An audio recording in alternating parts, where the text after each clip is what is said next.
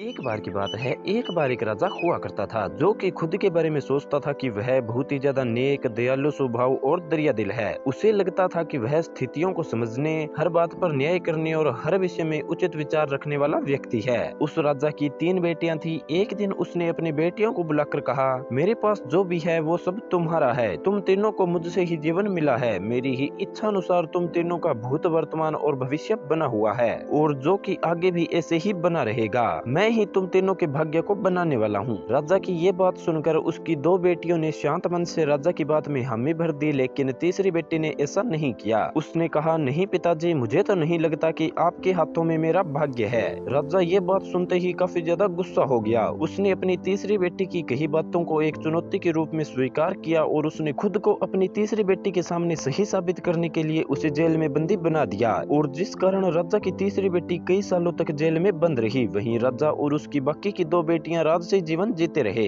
राजा मन ही मन सोचता कि ये मेरा ही हुक्म है जो कि मेरी जिद्दी बेटी जेल में कैद है, और लोगों को भी ऐसा ही लग रहा होगा कि राजा का ही हुक्म है जो कि उसकी बेटी को ऐसा भाग्य मिला है। उसकी प्रजा के लोग भी यही सोचते थे। उन्हें लगता था कि राजा की तीसरी बेटी ने जरूर कोई गलत काम किया होगा, तभी उसे जेल में कैद करके रखा गया है, वरना कोई भी पिता अपनी बेटी के साथ भला ऐसा क्यों करेगा। राजा कभी कभी जेल में बंद अपनी तीसरी बेटी से मिलने के लिए भी जाता था। उसकी बेटी बहुत कमजोर हो गई थी, लेकिन अभी भी उसके विचारों में कोई बदलाव नहीं आया था। मगर राजा अपनी कमजोर होती बेटी की हालत को और ज्यादा नहीं देख पा रहा था। एक दिन उसने अपनी तीसरी बेटी से कहा, इस तरह से तुम्हारा जिद करना मुझे बहुत गुस्सा दिला रहा है। अगर तुम इसी तरह मेरी आंखों के सामने रही तो गुस्से में मैं न जाने क्या कर दूंगा। मैं तुम्हें मौत की सजा भी दे सकता हूँ, लेकिन मैं एक अच्छे दिल का व्यक्ति हूँ, इसलिए मैंने सोचा है कि तुम अब मेरे राज्य के पास के ही एक जंगल वाली जमीन पर जानवरों के साथ रहोगी। राजा ने आगे कहा, उस जंगल में सिर्फ उन्हीं लोगों को रखा जाता है जो कि मेरे आदेश का पालन नहीं करते हैं। तुमने भी अपनी जिद की वजह से मेरी बात नहीं मानी, इसलिए तुम भी वहाँ मौजूद लोगों के साथ अपना पूरा जीवन काटोगी। इसके बाद राजा ने अपनी तीसरी बेटी को उस जंगल की जमीन पर रहने के लिए भेज दिया। वहाँ वह फल सब्जियां खाने और एक गुफा में रहने लगी, और वहाँ उसके पास पीने के लिए झरने का पानी भी था। वहाँ की खुली हवा में रहते हुए और फल फूल खाते खाते वो जल्द ही पूरी तरह से स्वस्थ भी हो गई, और उसने वहाँ पर खेती करना भी शुरू कर दिया।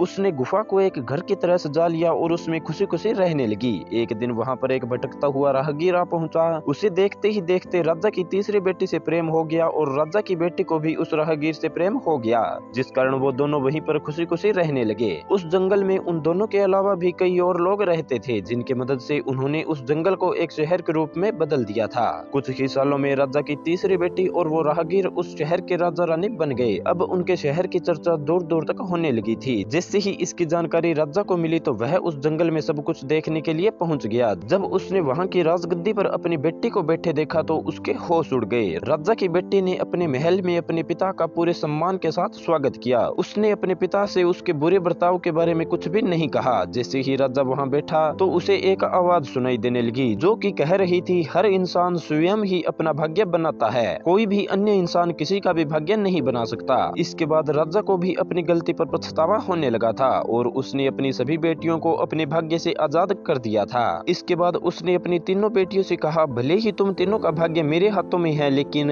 हर व्यक्ति खुद ही परिस्थितियों के अनुसार अपना भाग्य अच्छा व बुरा बना सकता है। दोस्तों, ये कहानी हमें सिखाती है कि कोई भी व्यक्ति किसी का भी भाग्य बना या बिगाड़ नहीं सकता है। हमारा भाग्य स्वयं हमारे ही हाथों में होता है, जिसे कि हम अपनी सूझबूझ से बुरी परिस्थितियों में भी अच्छा बना सकते हैं।